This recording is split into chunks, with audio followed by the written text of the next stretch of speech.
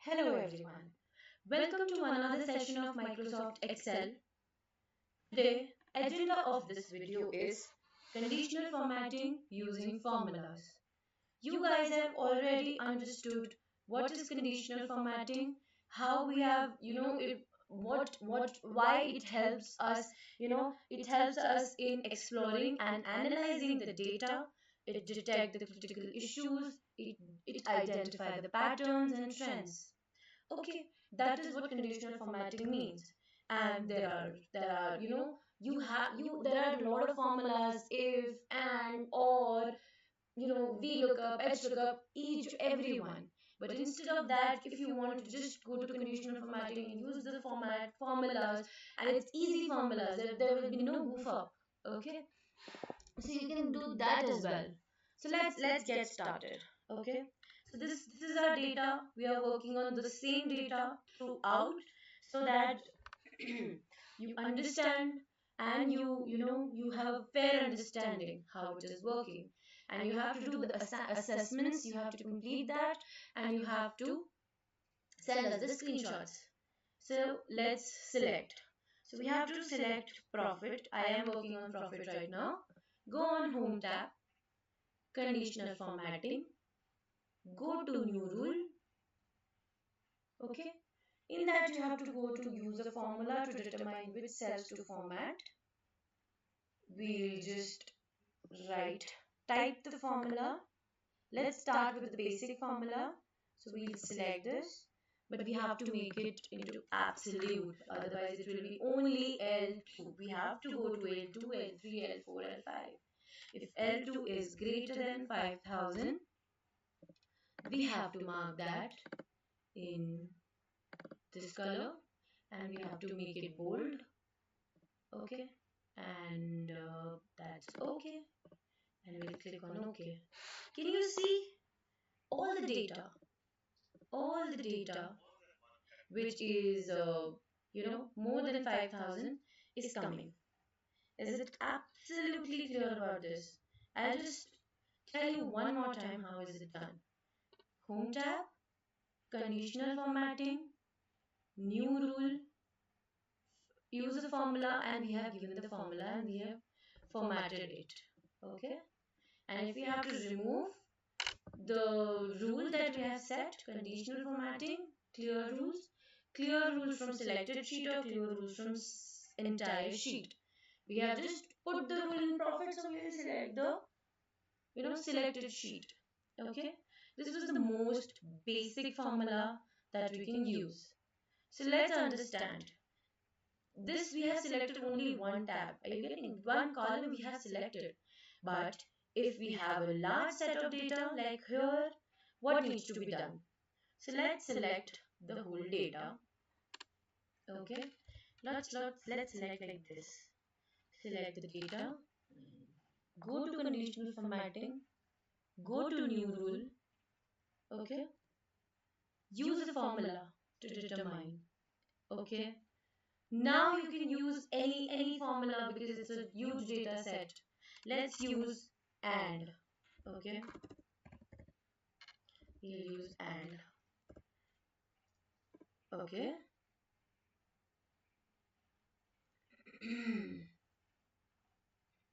And function. And we'll open the bracket. We want, suppose,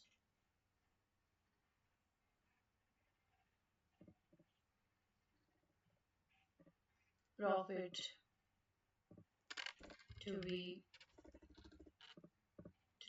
greater than 5000, and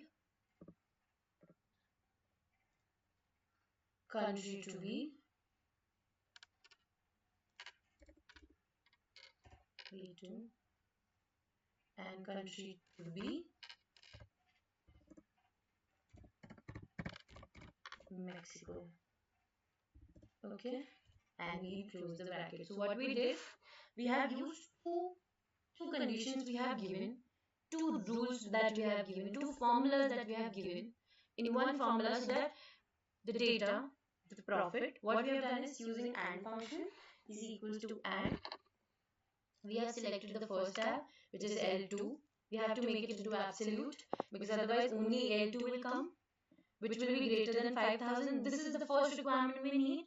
And one more requirement is that if it is more than 5,000, then if Mexico is there, then only we need 5,000. Okay. And we want that into some random, take any random color, maybe this. Okay. And okay. Can you see how is it coming? Okay. I hope this is clear. Okay. So this is about conditional formatting. Conditional formatting is used for analyzing our data. It helps in, if there is any issue with the sheet, it helps in identifying the patterns and trends, and it is very much easier to use the formulas because, see, to be very frank, if you make any error in the formula, if you're using the formulas, you can use that also. But you can use from conditional formatting as well, which is much better, and it helps us in analyzing the data. Okay. And just practice as much as you can, because conditional formatting, there are a lot of features, you know icon sets, color scales, data bars, top bottom rules, below average, above average, top 10, top 20, greater than, less than, between.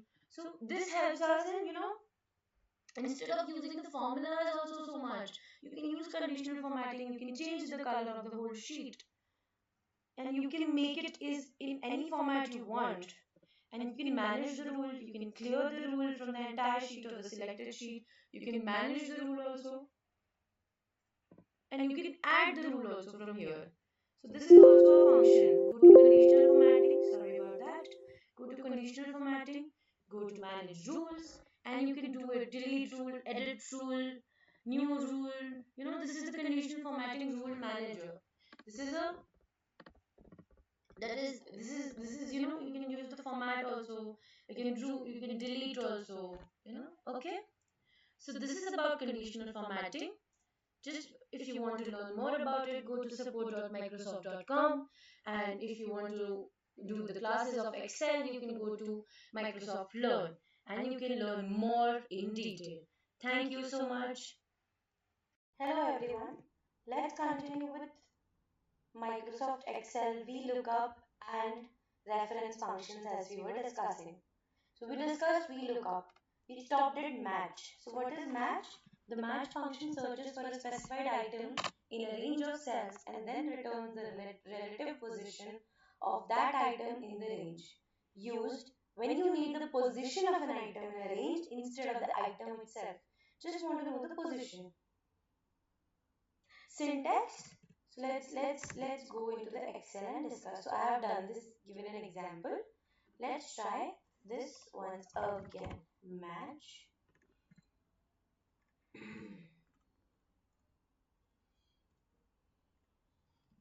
Okay, match. Lookup value is N7, comma.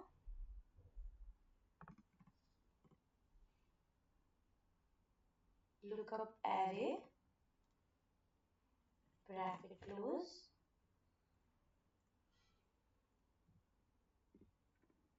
We take it as B51. Okay. Now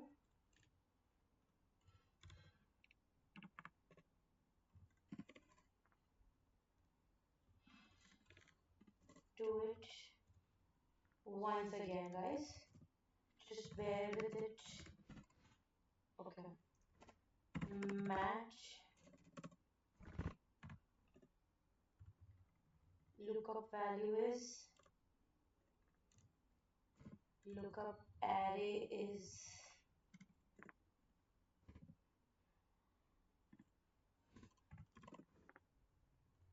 see, Mexico is first, right? So it is telling you the exact position of the inner range. Okay. So this was the match function. Okay. Now let's understand the index function. Index function returns a value or the reference of a value within a table or range. Okay, so there are two syntax for index function. Okay, let's try. So this is little similar to VLOOKUP, but this is little tricky. Okay, we will select the array.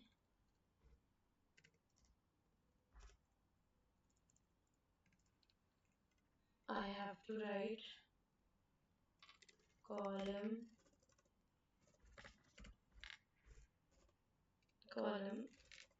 number as 2 is index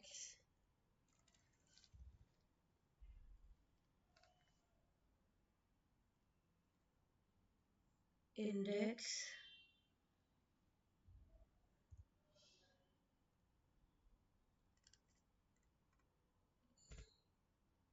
row number is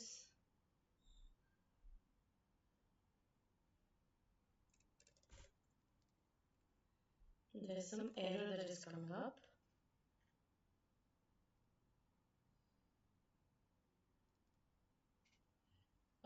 Okay, I understood what mistake I'm making. So this we need to understand what mistakes I am making. You don't make that mistake. Okay, so index, okay, array will be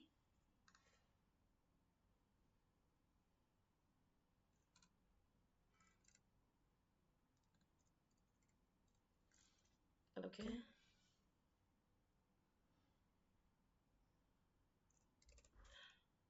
Okay, so what I did was index array I selected from Mexico to the last point, okay, and selected the column number, sorry, the row number, and the index is coming, okay. Now, if we want to make it the whole area, okay, so we'll take, suppose this, the whole array. So row number is this, column number is this, again this. Can you see it's coming again? It's coming. So this is the index function. Okay. Index function returns a value or the reference of a value from within a table or range. Index array we checked array. So in the first syntax, there will be only one column that you can select, okay, and with the other syntax you can select the whole table and you can see the row number and the column number, okay. Okay, now let's understand what is offset. It returns a reference to a range that is specified number of rows and columns from a cell or range of cells. The reference that is returned can be single cell or a range of cells. You can specify the number of rows and the number of columns to be returned. Okay. So it returns a reference to a range. Okay. Specify number of rows and columns. Syntax is offset, reference, comma, row, comma, column, height and width. So this is about VLOOKUP, index, match and offset function. You have to do the assignment. You have to do the open MS Excel on your respective desktop or www.office.com.